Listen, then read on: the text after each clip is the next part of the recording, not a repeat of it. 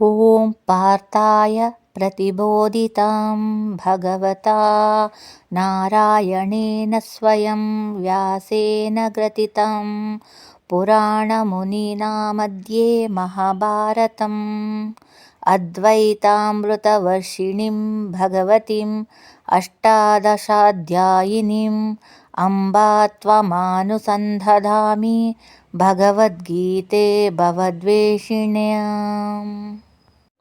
ಇದರ ಅರ್ಥ ಸ್ವಯಂ ಭಗವಂತನಾದ ಶ್ರೀಕೃಷ್ಣನಿಂದ ಅರ್ಜುನನಿಗೆ ಉಪದೇಶಿಸಲ್ಪಟ್ಟುದಾಗಿಯೂ ಮಹರ್ಷಿ ವೇದವ್ಯಾಸರಿಂದ ಮಹಾಭಾರತದ ಮಧ್ಯದಲ್ಲಿ ಸೇರಿಸಲ್ಪಟ್ಟುದಾಗಿಯೂ 18 ಅಧ್ಯಾಯಗಳಿಂದ ಕೂಡಿದಾಗಿಯೂ ಅದ್ವೈತಾಮೃತವೆಂಬ ಮಳೆಯನ್ನು ಸುರಿಸುವುದಾಗಿಯೂ ಭವಕರ್ಮಗಳನ್ನು ಹೋಗಲಾಡಿಸುವುದಾಗಿಯೂ ಇರುವ ಹೇ ಮಾತೆ ಭಗವದ್ಗೀತೆಯೇ, ನಿನ್ನನ್ನು ಧ್ಯಾನಿಸುತ್ತೇನೆ.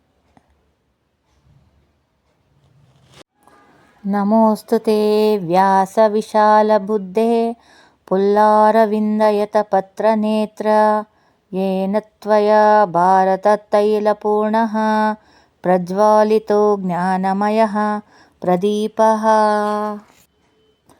ಅರಳಿದ ತಾವರೆಯ ಹೆಸಳಿನಂತೆ ನೇತ್ರವುಳ್ಳ ವಿಶಾಲ ಬುದ್ಧಿಯ ಭಾರತ ತೈಲದಿಂದ ತುಂಬಿರುವ ಜ್ಞಾನದೀಪವನ್ನು ಬೆಳಗಿದ ಹೇ ವ್ಯಾಸದೇವ, ನಿನಗೆ ನಮಸ್ಕಾರ.